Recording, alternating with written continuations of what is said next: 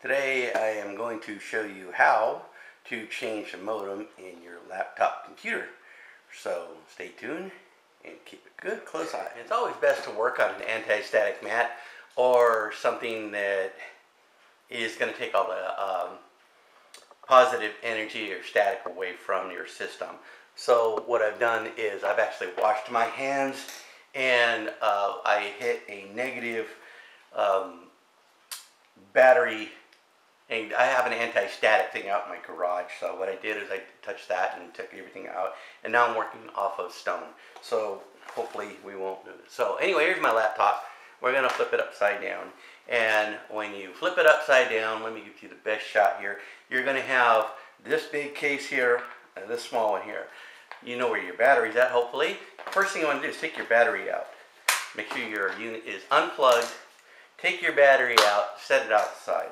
Okay, now I'm going to take the whole thing apart just to show you what's in here. These are, sometimes they put Torx screws in these things. Sometimes they put just regular Phillips heads. These are regular Phillips heads inside this thing. So what I'm going to do is take them all off, and I'll show you what's inside there. Okay, I got all the screws undone. Now they just pop up like so. Sometimes you have one big piece here that covers both your modem and your hard drive and everything. And sometimes, like this one, it's two. And I've already taken the liberty of taking the old modem out. Here's your hard drive.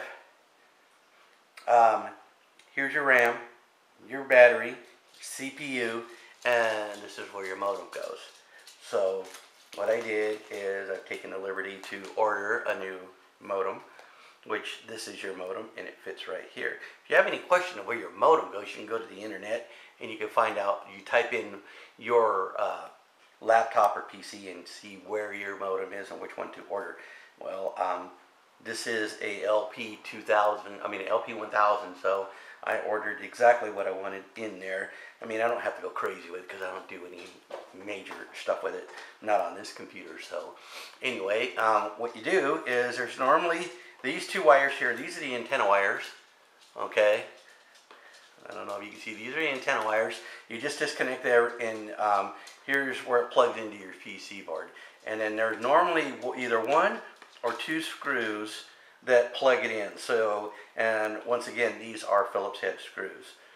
So what you want to do is make sure that your antenna is up. The antenna plugs are up. These are the antenna plugs. You got one and they got number two. So you want to make sure your antenna plugs are facing up. And what I like to do is take my screwdriver, push it out of the way, push the antennas out of the way, and then go ahead and plug it in. Make sure before you push it in all the way that you're in there evenly. You don't want to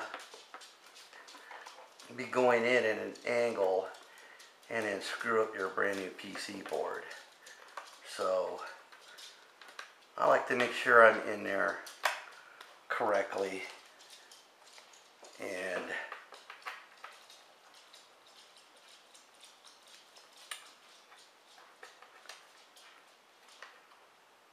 it messed it up. So now once you've got that in there,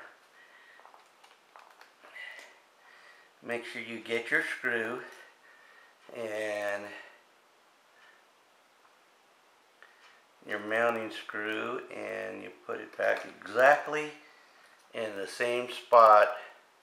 Now I'm sorry, I shake a bit, so it's tough for me to do this, but you want to make sure you put it in the exact same spot that you got it out of. And with these plugs, they're not slide in and slide out, they're push on and push on. So your antenna wires on this particular one, I just push in and push off.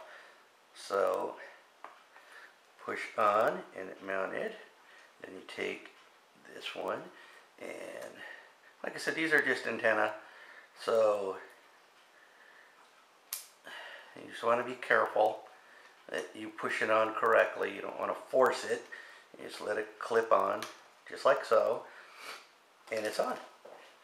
So after you're done with that, So make sure everything's nice and neat, and you button everything back up again. Like I said, sometimes it's one big door, sometimes like this one here, they made it 2 doors, which is really nice because then you don't have to open everything just to get to your modem. Because these modems die quite often. So, I mean, it's just not, they're not as reliable if you do a lot of internet surfing. So, go ahead and you button down the screws. Close it back up. Like I said, it's always best to work on an anti-static mat.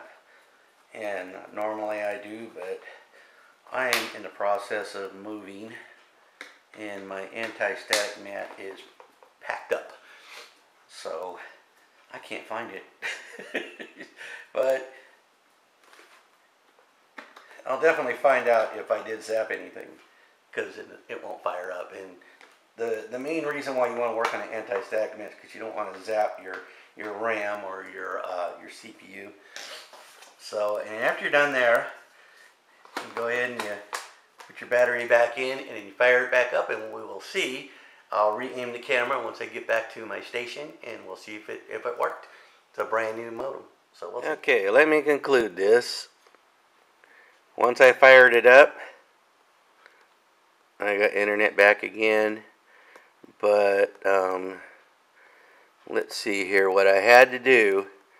On mine, I have an internet button right here, and I had to push and hold it for 10 seconds, and then it started recognizing the card, and then I had to go into, let's see here, my control panel, and I had to go into, I'm pretty sure it was, yeah, it was network sharing center, and I had to recognize it there and then hook it up and password it there. So once I did that, I was able to get a signal, which is right there. As you can see, I've got signal. Ruby Spruce says it's connected. So let's connect to the internet. Come on. Sometimes this thing can be slow. See, we have Google, and if it wasn't connected to the internet, then let's see, that wouldn't show up, which is O'Reilly Auto Parts, which I use consistently. So because they have their ads are changing all the time. So anyway, so we have internet. So that concludes the changing of the modem on a laptop. If you have any problems or have any questions, let me know, and maybe I can walk you through them. This is Grandpa Ken, and I'm out.